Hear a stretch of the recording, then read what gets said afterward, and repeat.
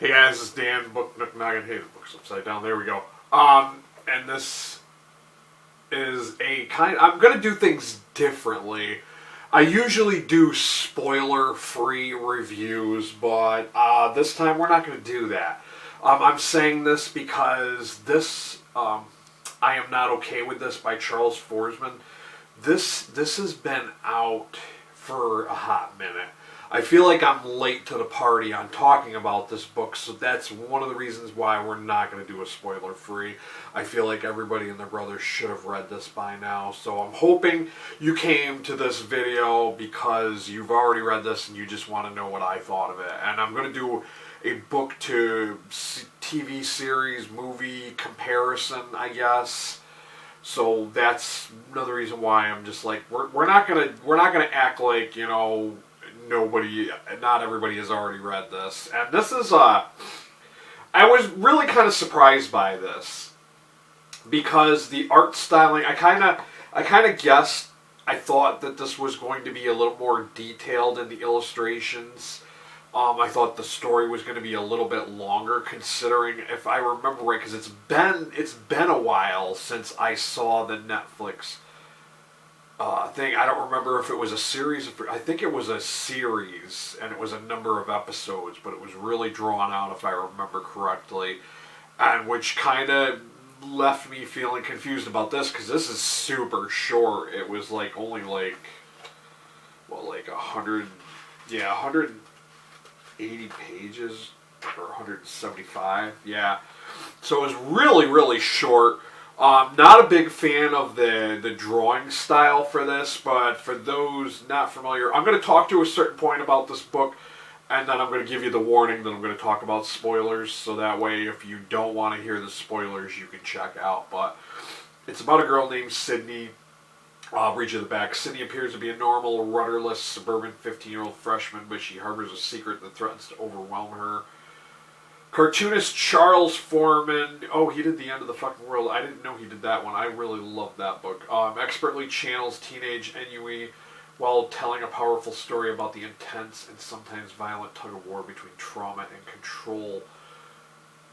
Yeah, this is it is something. I like how it it goes into like what it's like being a teen and how it's not exactly easy being a teen.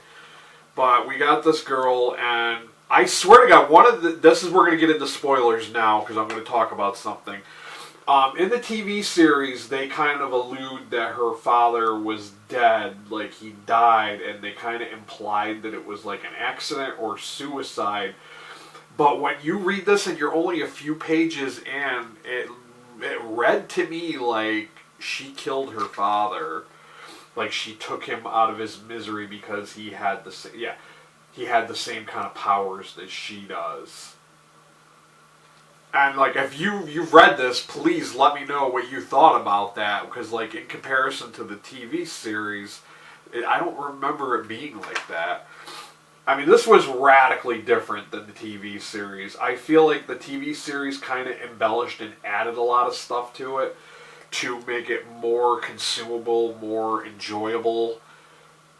But I liked this. I liked it, but I didn't think it was great. Like, I really, to be honest with you, I don't see how or why this would have been turned into a Netflix series based on the book alone, because, like, look at the artwork.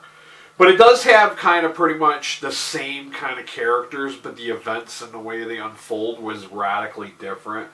Her friend Dina is like, they show the relationship with her and her boyfriend Brad, and yeah, the way he's killed by Sid was different, and the whole relationship with Stan, like with that kind of guy, it just yeah, and then they introduced this other character who was a lesbian named Ryan, and I don't remember her being in the TV series. Unless I blacked that part out, and I just don't remember it, but I don't remember that part in the TV series. And then especially the ending for this, really, I felt like it made sense for the title of the book, I'm not okay with this. Like, she just felt like, yeah, I'm a selfish person for wanting to live with this power and for what she had done, and she decided to end her own life. So I found it suiting. It did match the title of the book, but it never ended like that in the TV series, and I think maybe Netflix decided to cancel the series, or they decided to end it out. They didn't want it to end the same way the book did. And I think there was some kind of controversy with that, if I remember right. But yeah, radical difference. Just so you know, I mean, if you're still watching this and you haven't read this, because I'm totally okay with that. I don't care if you want to watch the video through, even though I'm spoiling shit for you. But I mean, hey, I'm assuming that a lot of people have already read this. I gave this a 3 out of 5 star rating on Goodreads. It's just okay. It's not great. It's not terrible. But if you're just curious to check it out because you know it is a Netflix series now, I'm going to say go pick it up and read it if you want. It's a short little read. You could probably read this in a few hours, a short amount of time. It's only like 175 pages. It didn't take me that long at all to get through it. I think I read it like in a day. Yeah. It's okay. Like I said, I liked his other book, The End of the Fucking World, better. It's just what it is. And I can see, I'm going to be honest with you guys, I thought that the Netflix series was way better than the book that it was based on. The Netflix series kind of gave it this kind of, this feeling that she's like a mutant, and it had X-Men vibes to it. And this book was just kind of, it's like, oh, it's telekinesis or whatever. She's got, like, psychic abilities, like she's the fire starter, kind of. So really, really different. Like, she blew up her own finger in one scene. And that was, like, just before she decided to end it all. Like, she went and told her brother that she loved him and then killed herself. So, there's that. But, I mean, I think it's... If you're going to consume one versus the other, then I would say go with the Netflix series and don't even bother with this kind of deals. But I mean, if you're one of those people who was like me and I saw the series before I read the book, you're going to be disappointed, I guess, if you go to pick this up after you've already seen it, because that was so radically different than the stuff that happened in this one. Just saying, just letting you know that now. That there's a radical difference between the two.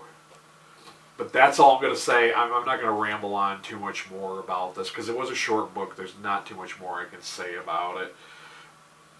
Yeah. So, of course, as always, I will have a link to Amazon down below, and I'm going to throw out my coffee link.